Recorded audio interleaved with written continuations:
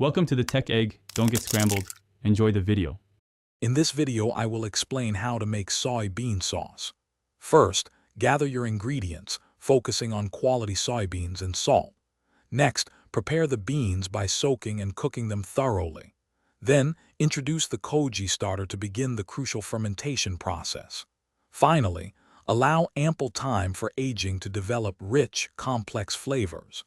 This guide will walk you through each step for a rewarding culinary experience. To start, you'll need about 500 grams of dried soybeans, 200 grams of good quality sea salt, and 100 grams of koji starter. Begin by soaking your dried soybeans in plenty of water for 12 to 16 hours or overnight. This rehydrates them and helps with even cooking.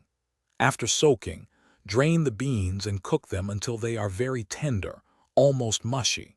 A pressure cooker can significantly reduce this cooking time.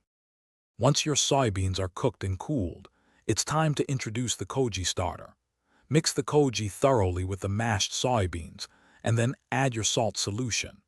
This creates the moromi, the mash that will ferment into soy sauce. Transfer this mixture into a clean, non-reactive fermentation vessel, ensuring it's airtight.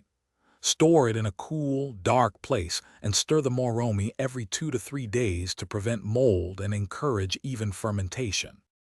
After several months of patient fermentation, typically 6 to 12 months, your moromi will be ready for pressing.